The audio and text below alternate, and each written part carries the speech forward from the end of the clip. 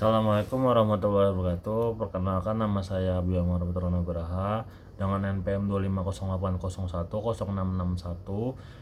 Saya dari kelas 2E. Saya ingin mempresentasikan satu buah jurnal untuk menyelesaikan ujian akhir semester saya dengan mata kuliah Hukum Administrasi Negara dengan berjudul jurnal saya Diskresi Penjabat Publik dan Penyalahgunaan Wewenang dalam Perspektif Hukum Administrasi Negara. Pendahuluan, artikel ini berargumen bahwa praktik penggunaan diskresi dalam hukum administrasi negara di Indonesia masih didominasi oleh pendekatan legalitas formal sehingga berpotensi menimbulkan penyalahgunaan wewenang dan mengabaikan keadilan substansif. Kondisi ini menimbulkan penyalahgunaan wewenang dan mengabaikan keadilan substansif.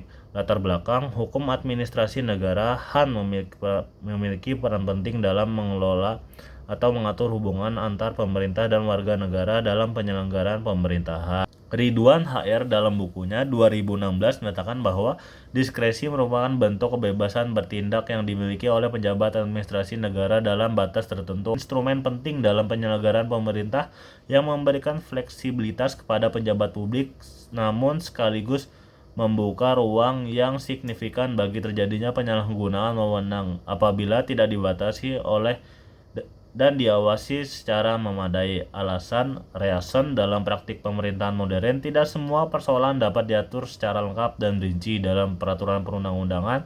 Dinamika sosial ekonomi dan keadaan darurat menuntut adanya tindakan cepat dari pejabat publik sehingga diperlukan ruang kebebasan bertindak yang dikenal sebagai diskresi. Jipto Raharjo dalam bukunya 2009 melalui teori hukum progresif menekankan bahwa hukum tidak boleh hanya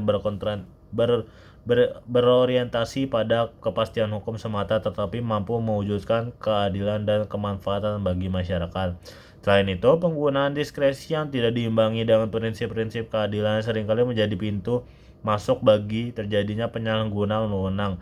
Oleh karena itu, diperlukan perubahan paradigma dalam hukum administrasi negara dan yang semata-mata berorientasi pada kepastian hukum menuju pendekatan yang lebih seimbang antar kepastian hukum, kemanfaatan, dan keadilan. Dalam konteks ini, beberapa langkah rekonstruksi yang dapat dilakukan antara lain ada 5. Yang pertama, penguatan peran OPB. OPB harus ditempatkan tidak hanya sebagai prinsip pelengkap, tapi sebagai dasar utama dalam setiap tindakan administrasi. Yang kedua, reformasi penggunaan diskresi. Diskresi perlu diatur lebih ketat dengan mekanisme pengawasan yang jelas, termasuk kewajiban dokumentasi. Yang ketiga, penguatan kontrol yudisial. Peran peradilan tata usaha negara perlu diperkuat baik dari segi kewenangan maupun akses masyarakat terhadap keadilan. Yang keempat, peningkatan integritas dan profesionalitas aparatur. Penyalahgunaan wewenang tidak hanya disebabkan oleh kelemahan sistem, tetapi juga oleh faktor individu. Oleh karena itu, diperlukan peningkatan integritas etik. Pembahasan yang telah diuraikan dapat disimpulkan bahwa diskresi merupakan instrumen penting dalam penyelenggaraan pemerintahan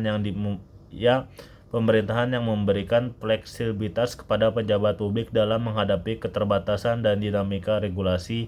Namun dalam praktiknya, penggunaan diskresi masih cenderung didominasi oleh pendekatan legalitas formal yang belum sepenuhnya mengakomodasi keadilan substantif. Karena itu, diperlukan rekonstruksi hukum administrasi negara yang tidak hanya berorientasi pada keputusan hukum, tetapi juga mendapatkan keadilan substantif, transparansi, dan akuntabilitas dalam setiap tindakan pemerintahan.